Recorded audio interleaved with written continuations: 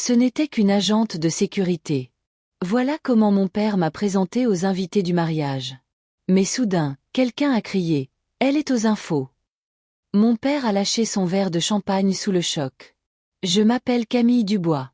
Ce jour-là, devant 300 invités, mon père a résumé ma vie en une phrase humiliante. C'est aussi ce jour-là que j'ai décidé qu'il allait découvrir qui sa fille était vraiment. J'étais debout, au fond de la salle de réception, vêtu d'une simple robe noire. J'observais Damien, mon frère adoré, rayonnant aux côtés de sa nouvelle épouse, tandis que papa captivait l'attention de la table d'honneur avec ses histoires. Il parlait de son fils brillant, et de cette autre fille, incapable de terminer ses études. Les lustres en cristal diffusaient une lumière chaleureuse sur la pièce. Mais moi, je me sentais glacée. 24 ans de carrière, et pourtant, pour lui, je restais toujours « Camille », qui travaille dans l'administration. Avec le même ton qu'on utiliserait pour décrire quelqu'un qui pose des contraventions. Je n'avais même pas prévu d'assister à ce mariage. 3 jours plus tôt, j'étais à Marseille, coordonnant l'une des plus grandes opérations antidrogue jamais menées par l'Office anti-stupéfiants. L'opération Mistral gagnant, 18 mois de préparation, des mois passés dans l'ombre, sans sommeil, à ne vivre que pour cette mission. Malheureusement, le timing était cruel. Le mariage de Damien tombait exactement le même week-end que notre coup de filet final. Mais le directeur Martin, mon supérieur, m'avait pris à part après la dernière arrestation. Dubois, prenez votre week-end. C'est un ordre. Allez au mariage de votre frère. Alors j'étais là, observant papa, fier comme jamais, racontant comment Damien venait d'être promu directeur régional, comme s'il avait été nommé ministre. Mon fils gagne plus de 100 000 € par an. Il a un bureau d'angle, une voiture de fonction. Tout ce que j'ai toujours voulu pour mes enfants. Son sourire a légèrement vacillé lorsque ses yeux ont croisé les miens. Puis il a ajouté. Et ma fille Camille? Eh bien, elle a tenté l'université, mais ça n'a pas marché. Elle fait un petit boulot dans l'administration maintenant. De la surveillance, je crois. Rien de bien important. J'ai senti cette brûlure familière dans ma poitrine. Celle qui me suit depuis l'enfance. Depuis qu'il disait aux voisins que j'étais l'artiste, alors que Damien était l'intelligent. Depuis qu'il s'était vanté de la grande école de commerce de mon frère, alors qu'il avait à peine mentionné mon entrée à Sciences Po. Depuis toutes ces réunions de famille où ma carrière dans la police était réduite à un jeu d'enfant. Soudain, mon téléphone a vibré. Un SMS de Martin. Allumez TF1. Tout de suite. Je me suis éclipsée discrètement vers le hall de l'hôtel, là où un grand écran trônait au-dessus du bar. Le présentateur du journal avait un air grave tandis que défilaient les images d'un vaste coup de filet contre le crime organisé.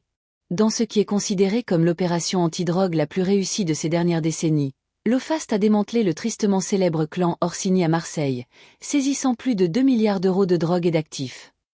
Puis le journaliste a ajouté.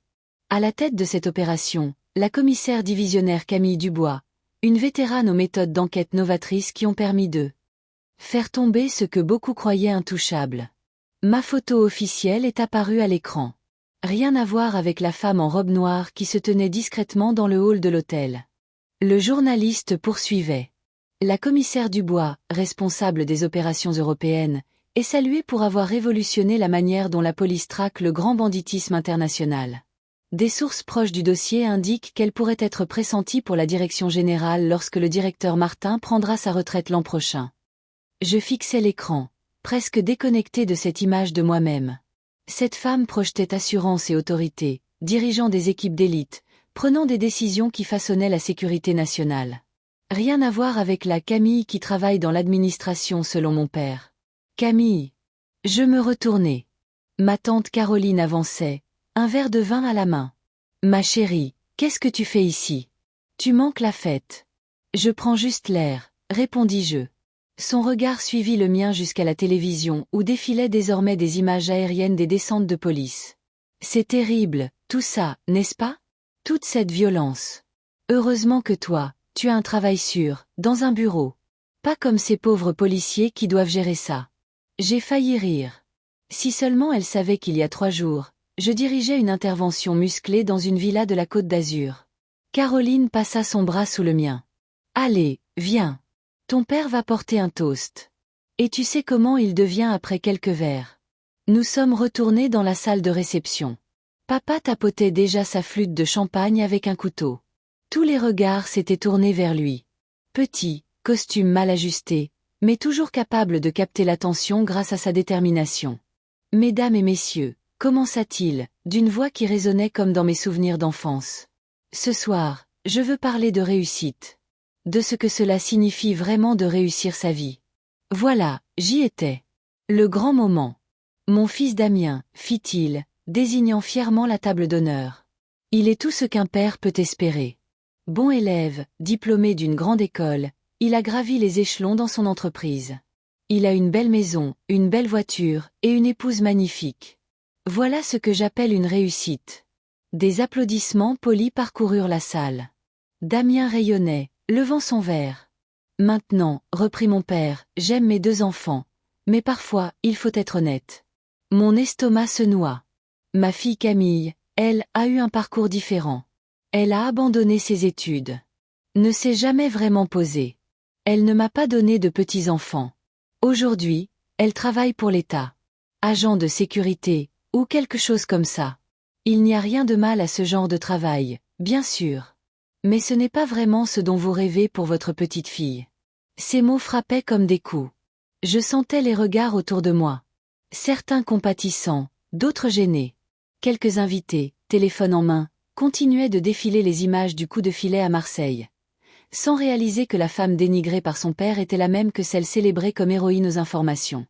La réussite, continuait papa, vient du dévouement, des bons choix. Papa. Le mot m'avait échappé, plus fort que prévu.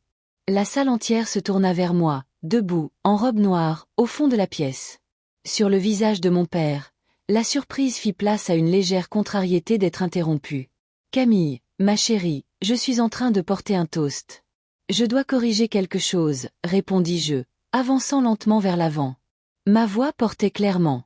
Dans un silence pesant. « Tu as dit que j'avais abandonné mes études, lançai-je. » Le sourire de papa se crispa. « Eh bien oui, tu as quitté Sciences Po après la première année. » « J'ai quitté Sciences Po pour intégrer l'École nationale supérieure de la police, » répondis-je en continuant d'avancer. « J'ai été recruté pour devenir commissaire. » Un murmure traversa la foule. L'assurance de papa vacilla. « Tu as dit que j'étais agent de sécurité, » poursuivis-je, désormais à mi-chemin de l'avant de la salle. « En réalité, je suis commissaire divisionnaire à l'office anti-stupéfiants. Je sers dans la police depuis 24 ans. » Le murmure enfla. À l'avant, un invité comparait son téléphone, puis moi, puis de nouveau son téléphone. « Tu as dit que je ne m'étais jamais posé, » ajoutai-je en arrivant devant la table d'honneur. « Le mois dernier, j'ai reçu la médaille d'honneur de la police nationale. Cette semaine, j'ai dirigé l'opération qui a démantelé le clan Orsini, la plus grande saisie de l'histoire française contre le crime organisé. » Le silence était total. Papa avait perdu toute couleur. « Putain de merde !» lâcha quelqu'un. Assez fort pour que tout le monde entende. Elle est aux 20 heures. Partout, les téléphones sortaient, les invités cherchant l'article. Des regards passaient de l'écran à moi, incrédules. Camille Dubois. Commissaire divisionnaire. 2 milliards d'euros d'actifs saisis. 37 criminels arrêtés, lut quelqu'un à voix haute. Papa laissa tomber sa flûte de champagne. Le cristal éclata au sol, résonnant dans le silence. Je repris, d'une voix ferme. « Tu as dit que la réussite venait des bons choix. Tu as raison. J'ai choisi de servir mon pays. J'ai choisi de passer 2 décennies à infiltrer des réseaux criminels, à démanteler certaines des organisations les plus dangereuses d'Europe.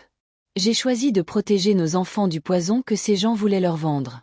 J'ai choisi de risquer ma vie, plutôt que de rester assise derrière un bureau à vendre des assurances. » Je balais la salle du regard. 300 visages figés. Je ne t'ai jamais dit ce que je faisais vraiment, parce que j'espérais que tu serais fier de moi pour qui je suis, pas seulement pour ce que j'accomplis. Je pensais que tu verrais ma valeur autrement qu'à travers mon salaire ou le fait d'avoir des enfants. Je fis une pause. Le silence s'épaissit. Papa semblait, vidé. Comme si on venait de lui annoncer que tout ce qu'il croyait s'était effondré. Damien parla le premier. « Camille, nous n'avions aucune idée. »« Non, » répondis-je doucement. Vous n'aviez aucune idée, parce que vous n'avez jamais demandé. Je me tournai vers mon père. Tu veux parler de réussite? Demain matin, je prends l'avion pour Paris afin de remettre mon rapport directement au ministre de la Justice. Le mois prochain, je témoignerai devant une commission de l'Assemblée nationale. Le président de la République connaît mon nom. La salle entière me dévisageait. Tous tentaient de concilier la femme en robe noire avec la commissaire saluée sur tous les écrans.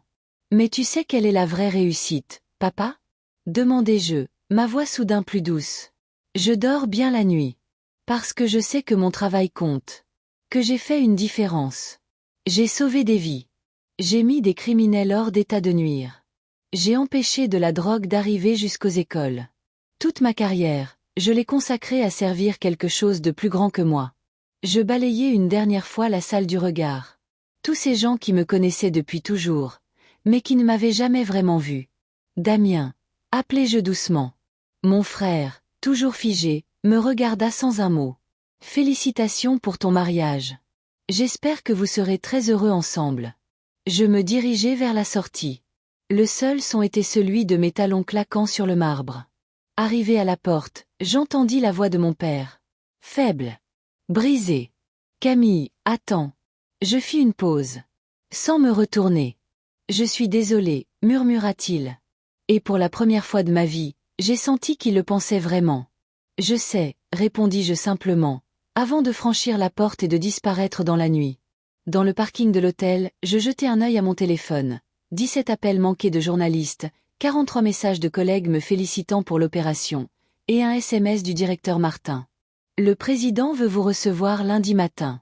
J'espère que vous avez apprécié le mariage. Un sourire naquit enfin sur mon visage. Puis je suis rentré chez moi, dans la vie que je m'étais construite.